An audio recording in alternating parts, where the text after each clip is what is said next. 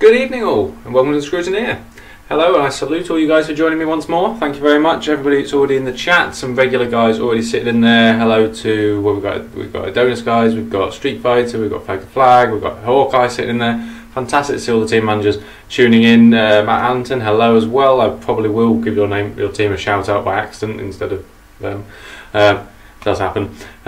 So if you haven't joined us before, thank you for coming along. If this is your regular occurrence, get in the chat, get chatting away, let me know what's going on, let me know what you think is going to happen come Thursday, let me know if I'm wrong, let me know if I'm right. Lots of things going on at GPVWC's Super League, now by WTF1, which will be live on their Facebook as well, or brought to you by SimNews.TV.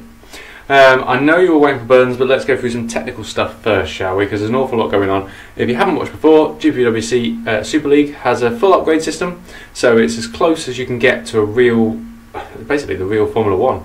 You have all the upgrades, you've got staff, you've got personnel, you've got finances, you've got to do test sessions, you've got to choose your areas, real drivers.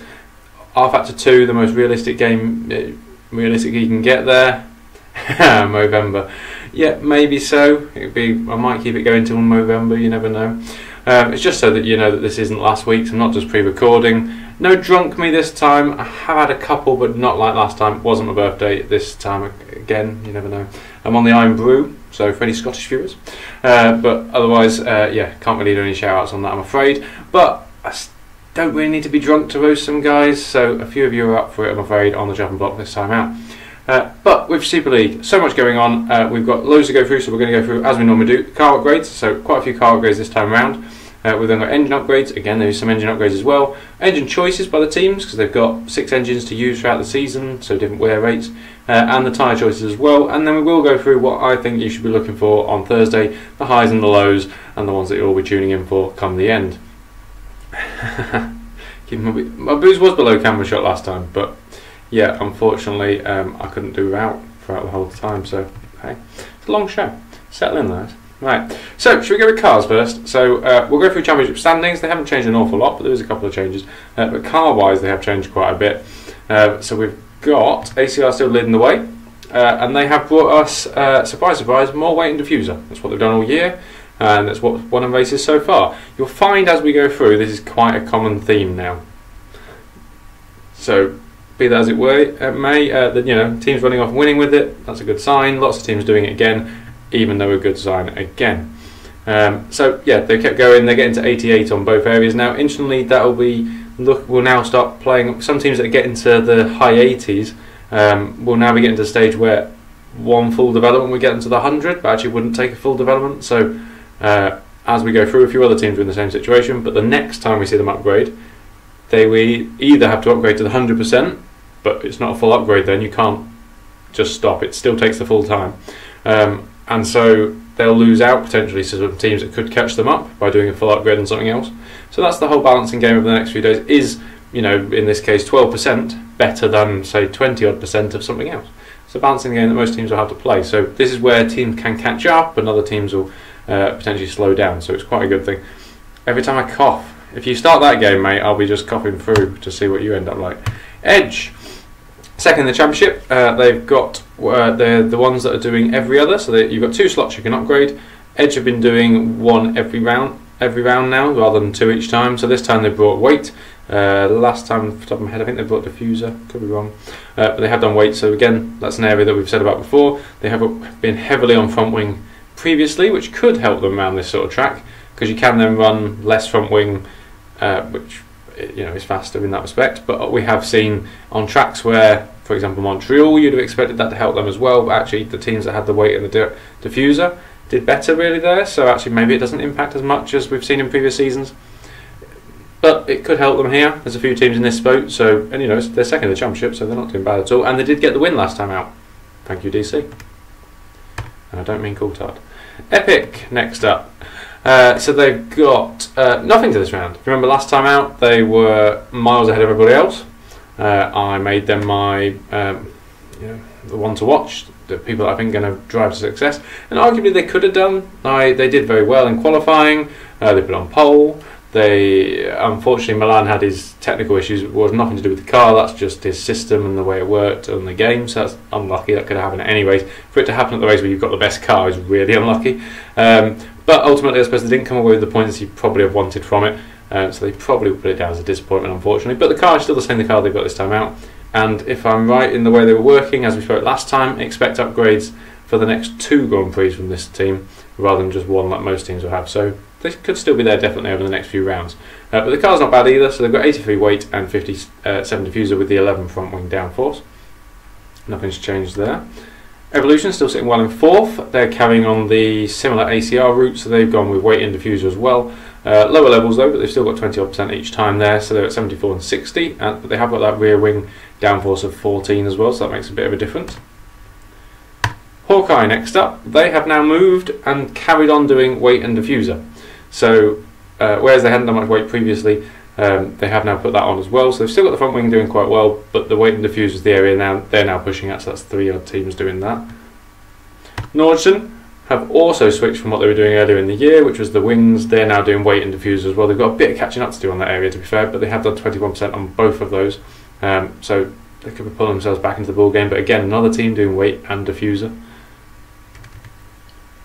does highlight that if this many teams are doing it, is it the right way to go? And if the teams that aren't doing it, have you just come to the game late? Are you not watching what's going on here? Storm, they had done other things previously, doing more weight, and they've nearly maxed out the diffuser. They've got that 88% there, so they're again at that team where they've got one option. Epic were the same with weight actually.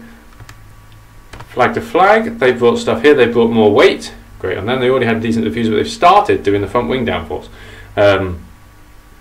Which goes against kind of what I just said, doesn't it, really? And everyone else is moving towards diffuser and weight. So, thanks for flag to flag for contradiction me. But actually, like I said, front wing downforce could be quite a useful one here. Of all tracks, it could be useful. Again, we hit Silverstone in Germany as well, which again, that sort of area, low wings would help you. Red Archer.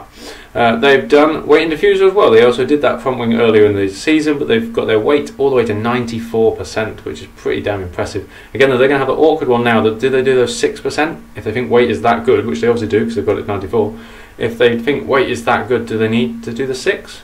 Does that make more difference to you than doing, say, a 20 something on the front wing or the rear wing or whatever?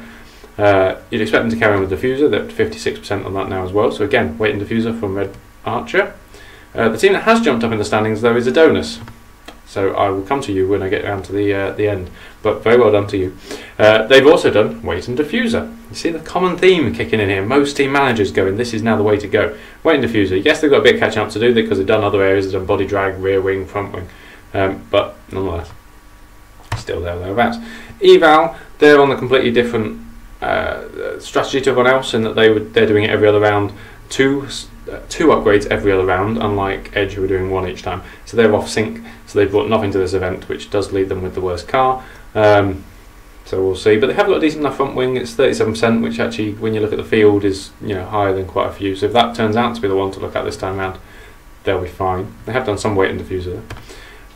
Missouric, they've done weight and diffuser. Surprise, surprise, but their diffuser is very good at 93%. Again, they're one of these teams now that decides, do I do that 7% this time out and waste effectively 2 weeks worth of upgrades? It still takes you 3 weeks to upgrade it, even if it's only 7%. Or do I do 3 weeks worth of upgrades on, say, front wing that they've started already and maybe jump that up 16, 17%? Is that better? Who knows? So that's a decision they've got to make at this stage. But they've done weight and diffuser, so again, I think they're heading in the right direction. On that, this team hasn't. So Red Bull Street Fighter still carrying on with what they think is best. So they've stuck with the front wing. They have got one of the best front wings around at 83%. So they've done 27 there, and they've carried on their body drag as well. But I slated you last time for not doing any weight. There's still no weight here. Now I grant you they actually would have submitted it before my show, so yeah, I can kind of see that. But if you hadn't picked it up from the previous one or the previous one before that, yeah, good luck, guys. No diffuser, no weight. Nearly every other team on the grid is going, that's the way to go, and you're stubbornly going, no, we are going our own way. Yeah, okay. As long as that's the right way around the track, we're fine. Madcape are at the bottom of the pack, unfortunately, and haven't brought anything here.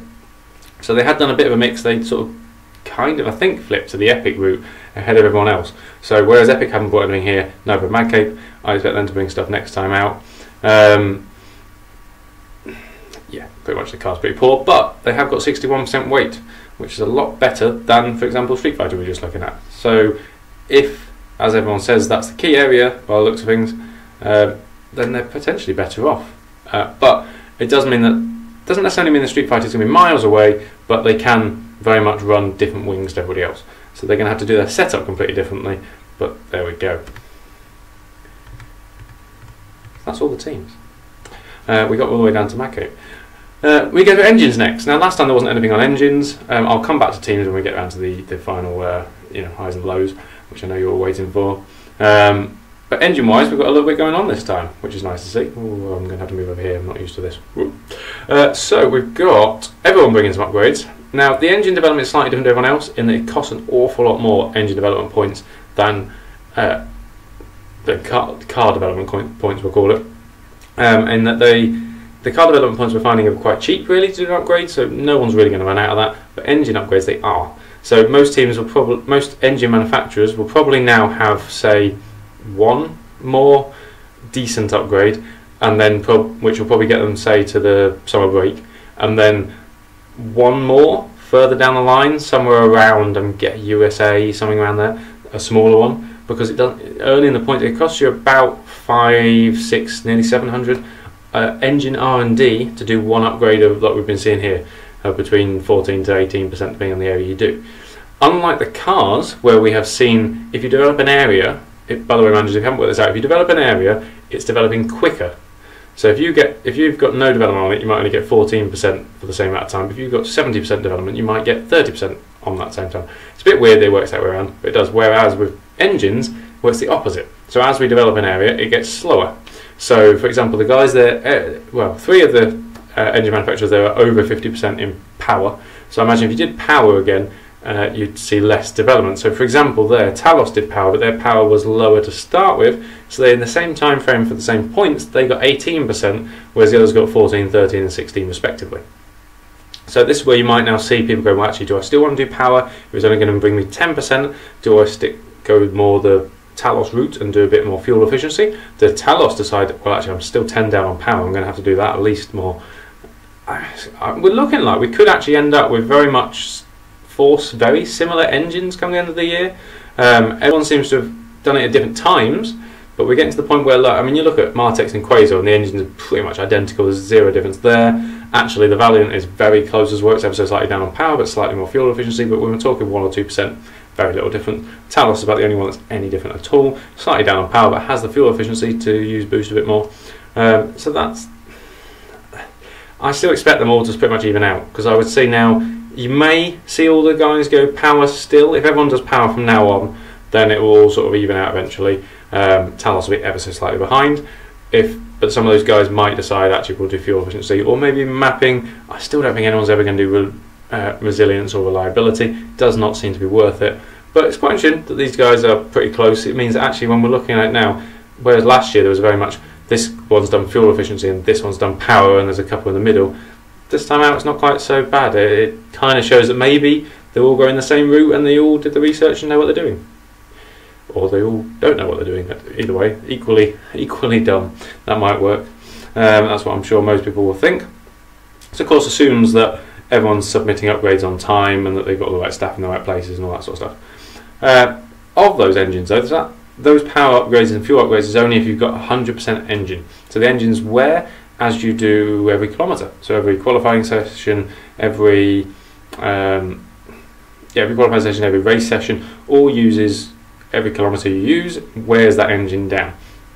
Not in the race itself necessarily, but does. Good question, I suppose. We'll come back to that one in a second. So those engines do wear down, so all that does though is lower your brake horsepower. Doesn't do anything else to the engine, just lowers that brake horsepower, and not by like 40%. You're losing 10 to 20 brake horsepower tops. Yeah, basically they've all on the mapping upgrade that no one's done yet. It gives the whereas previously in previous years it opened up new boost settings. You could have, like, you'd start off on boost 1 and then as you develop you'd open up boost 2, boost 3 and boost 4. This time we have those boosts and it just raises those levels, the values within it. So actually you can still use boost 1, 2, 3 or 4 now, but the levels will be slightly higher on those. But equally then that uses more fuel if you use those boost levels, so you've got to have the fuel efficiency and match it up, which is why a lot of people just go for the brake horsepower, because it gives you the raw pace but doesn't use any extra fuel by upgrading it. That's kind of what it is. Otherwise you've got to upgrade 2 areas, which as we've just said before is very costly to do from a research and development point of view, as in earning the points, not necessarily the cash. So earning the points just isn't possible. They don't carry over from season to season. If your supplier team has done every lap possible, which I'm pretty sure they all have so far, in free practice and the pre-season tests, nothing more they can do. They've got as many points as they can get realistically, and actually even then the difference is because you have to earn so many to get an extra upgrade, they'd have to miss an awful lot to basically be a lot ahead of everyone else. So anyway, so we're going to engines, and there's a couple of lineup changes as well as we go through this. So we'll go down the standings again. So ACR have picked 2 fresh engines, so they're now on to Unit 4 and 3 respectively, so they've got 100% engines. Makes sense, complete power track. Why wouldn't you pick a 100% engine realistically here? It's a short track though, so there is some other ones people might want to use them going forwards with. Some teams though haven't got the choice really. They've kind of used those lower upgrade, those engines with lower percentages previously, so have now got to use a fresh one. Edge have gone a different route and selected still Unit 3, but Jarl has got a unit has done a race, so it's not too much down power.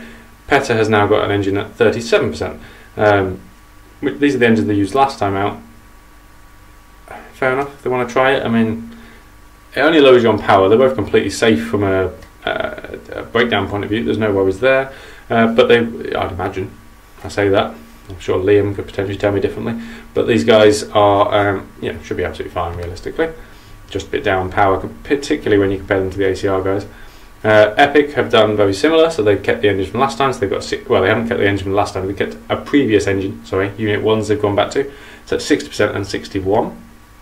They're actually the units they used at Australia. Evolution, they have got a new driver in, if you hadn't noticed there, so Tom Parker's unavailable this time out. Yoni Simonchik is jumping in on that one, coming over from former sim racing. You may also have seen him race here last year. He did a race for Adonis, I want to say Italy off the top of my head, and did quite well there, showing the pace. So if anyone who doesn't know him, do a bit of research. Quite a top guy. Expect to see him near the front, particularly as that Dennis is doing quite well in that car anyway. They both got 100% engines as well. Unit 4. Hawkeye.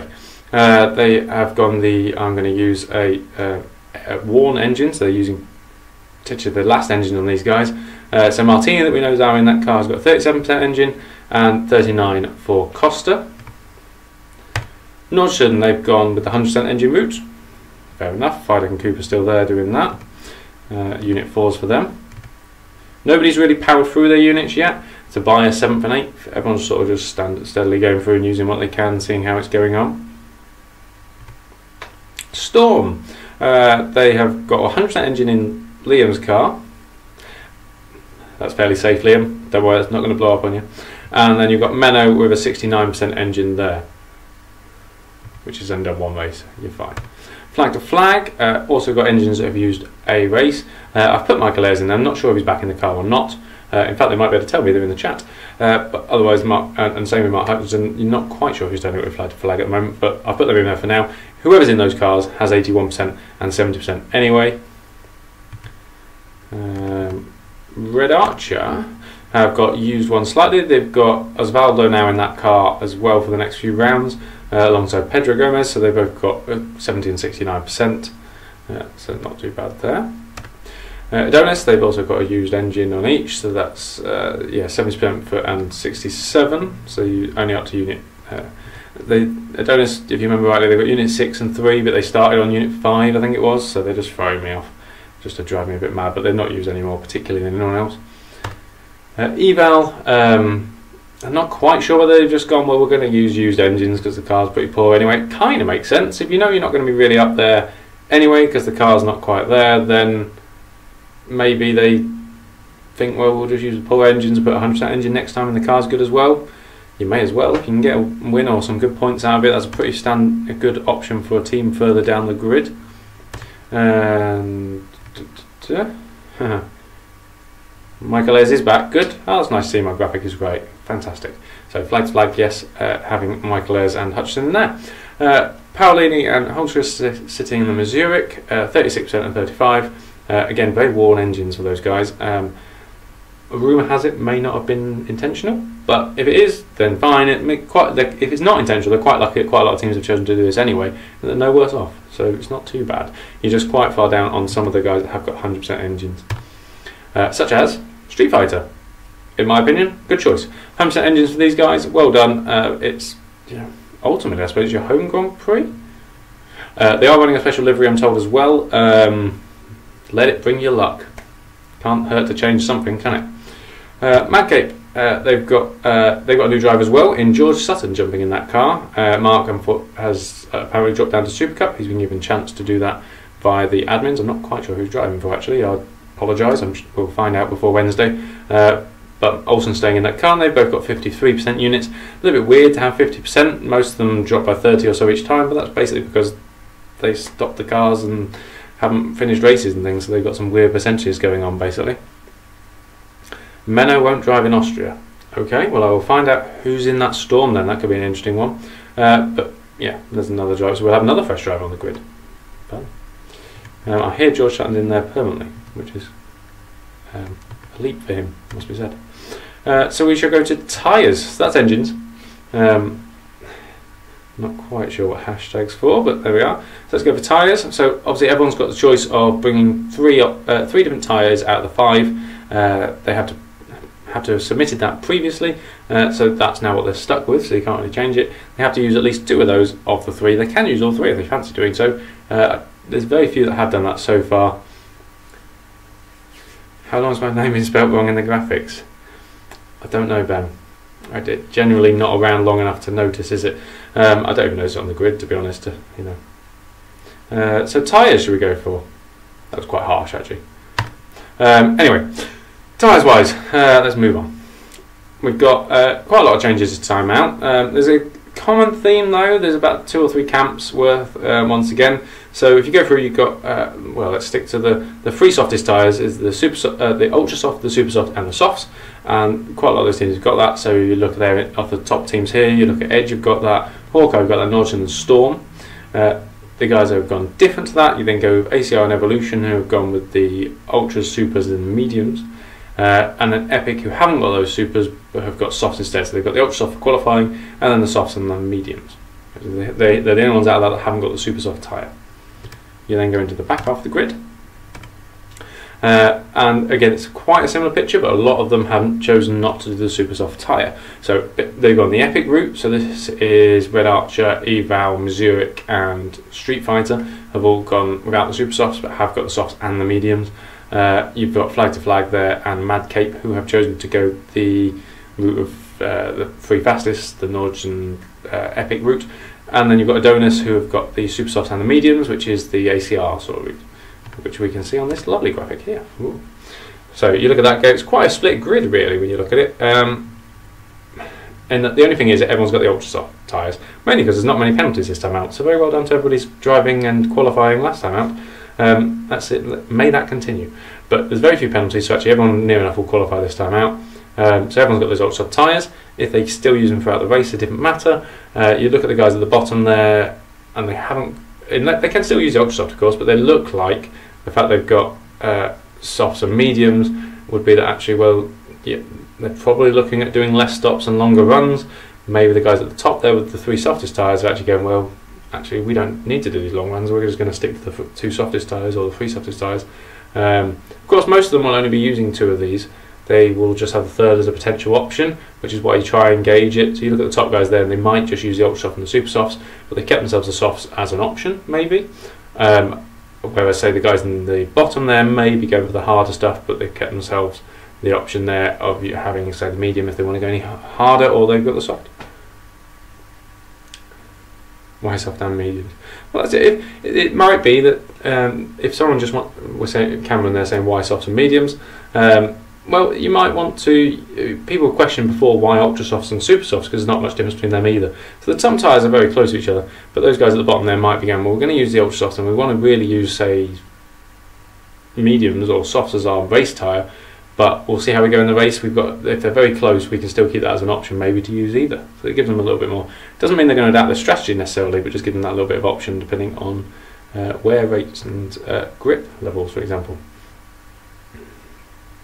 So our total development for everybody, let's have a look at that. So this was total car development of all those points we just saw before.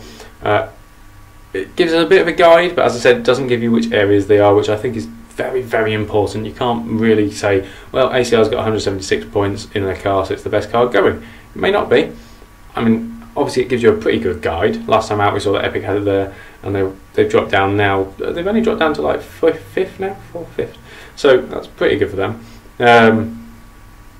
Why not Ultra Soft for quali? Everyone's got Ultra Soft for quali. Why wouldn't you use it? Exactly, Jeffrey. Everyone would use that, I'd imagine, unless you've got a back of the grid, in which case you may not. But they may then use it later on in the race if it is by far the best tyre. For speed, it always is, but it depends how long it lasts here. Looking at this, though, you can see a huge difference now between. We were talking last time that, say, Epic had, a good 30 odd points difference nearly to everybody else. Well, you look at this and think, for example, being in the ACR car with 176 all the way down to the Eval of 108, that's quite a difference now, isn't it? As the season progresses, that does get even wider potentially. So that's going to be quite hard for Eval, but it depends very much on the areas they've done. They're quite confident with their front wing potentially, so maybe that's the way to go with it. If it is the front wing that turns out to be the best, then you're probably looking at the Street Fighter in here, because they've got the highest front wing, so you never know. I suppose it's best, if different tracks suit different setups and different car development, so actually I suppose maybe being best on an area is probably a good thing, because then you've got the best things, so like we went through before with Missouri with their diffuser and Epic with their weights and things like that. So not too bad at all. It's quite an interesting little graphic though. When you think the mid table though is pretty close, isn't it? Everything from, considering Edge only brought one thing to it, Epic didn't bring anything this time out, so they've got two potentials. So they should leap to the top next time out. We did miss a week of development though. Yes, well that might be poor management. Fake news. Bit of infighting there. Lovely from flag to flag, showing they know exactly what they're talking about. So we come to this fun part of the evening.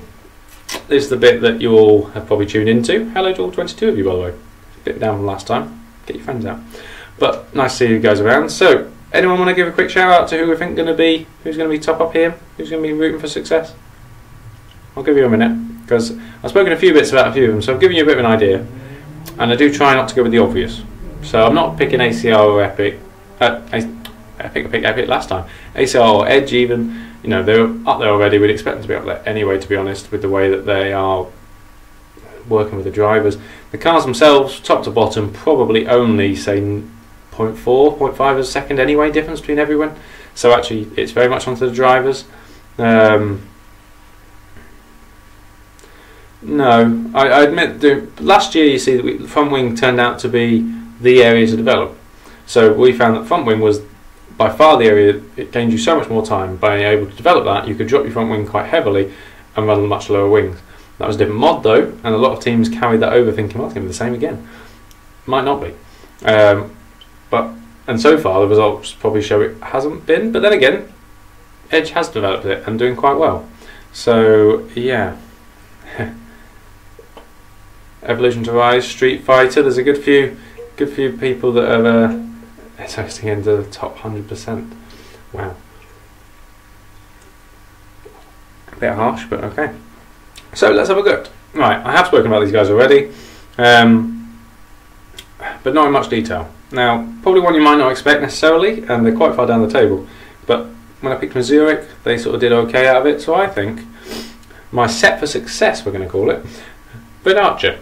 Now, they've got a different lineup, so Pedro's been doing very well in that car anyway, and then they've brought in what I think is a very good driver in the second car as well, albeit temporarily maybe, but actually done very well in lower series. That car is very good, it's a very well managed team.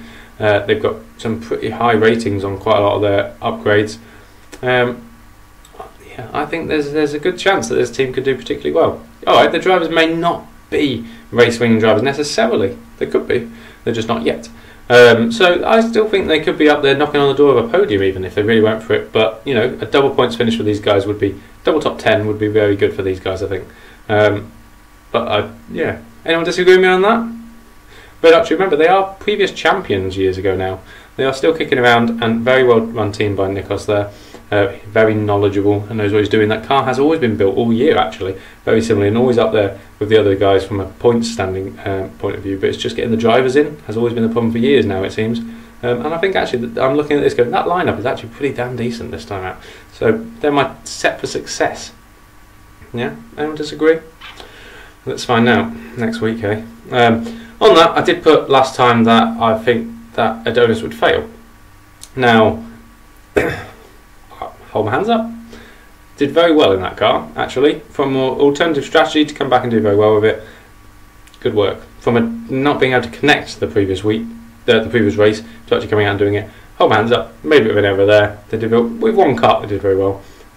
So it pushed them up points quite nicely. I'd still then they also look like now they've decided what they're doing with the upgrade system and they're moving forwards with that. So yeah, that team is on the up. But I still think there's an awful lot of competition down that back end of the grid as well. All the way up and down the grid, but particularly when you look down that back end, even a couple of points can really move you on up. As Adonis showed, really, one good result can move you on up there. If you can get two cars scoring points regularly, you really, really can move up the grid, up those standings, and earns points for you, earns money next year. It really makes a big difference to you, and a bit of bragging rights, doesn't it? Particularly when we get round to the Mad Cape and Street Fighter situation, because actually when we get past the summer break we start looking at relegation for those guys. They're two that are really vying for it. Everyone else that's below them has only been here this first year. So yeah. So shall I go to a bottom team maybe? Anyone want to guess? No, I'm only messing. I'm only messing. There last time. I'm not shooting down Street Fighter this time out. Actually, I just know you're on the stream, so I thought I'd just troll you a little bit. Actually, they've done the front wing. I do think you're still making an error not doing weight and that, but actually you've got the best front wing. If you can probably set that car up to do Austria quite well. Prove me right. I'm not going to slate you every week. That's not fun. It just gets boring. But I think they're you know, if you're going to do anywhere, do it here. It's your home Grand Prix. I presume you'd have been practicing this one pretty heavily. There's probably a lot of sponsors watching, if indeed they do. Then let's find out and see what you're made of. I think you've got a better chance than most.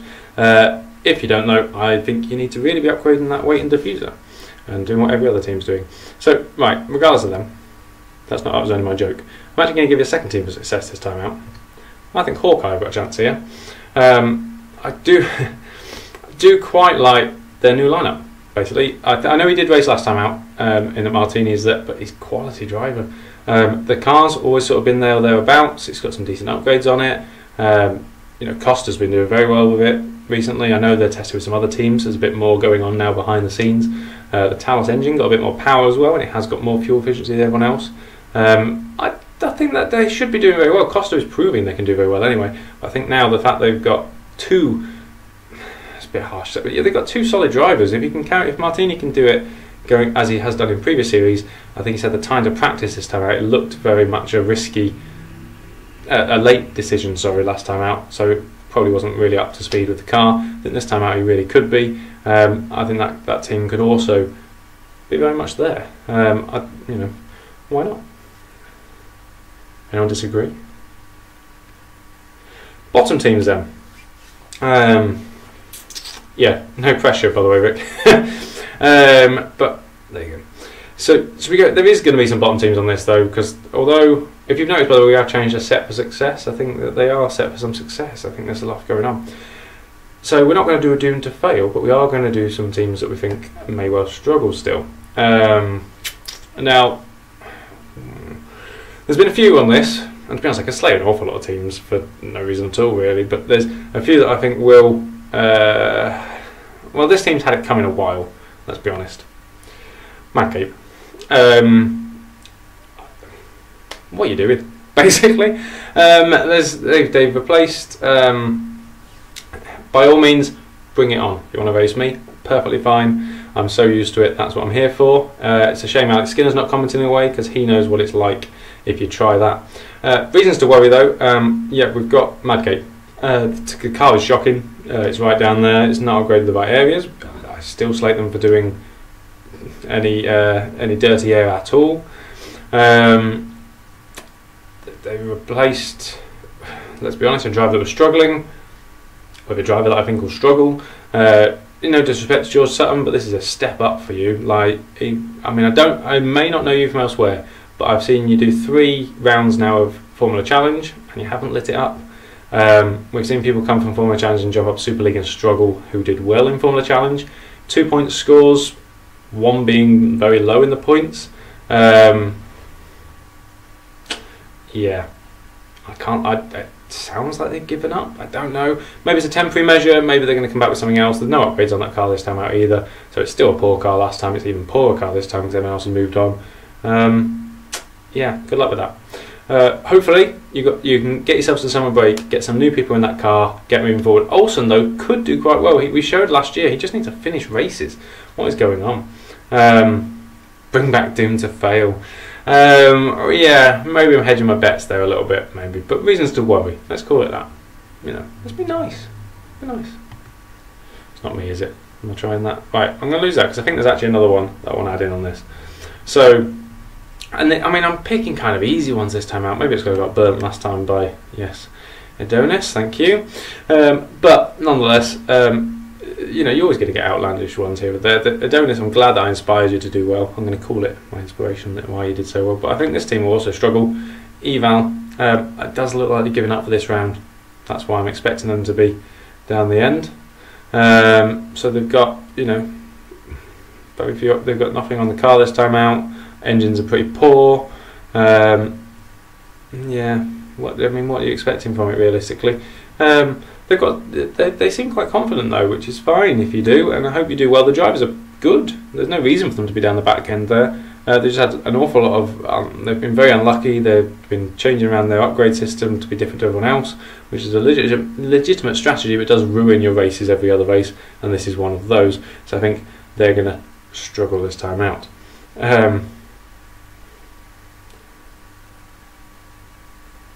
Okay. Pay driver. don't get what you're on there. But hey, I need to work on your roasting. So pretty much where we're at is we've got the race on Thursday. So let's lose these guys because they're now in the way, unfortunately.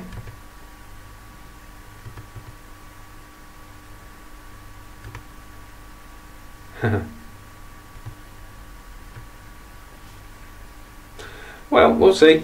We'll see what goes around this time out. Adonis, one race doesn't make your season.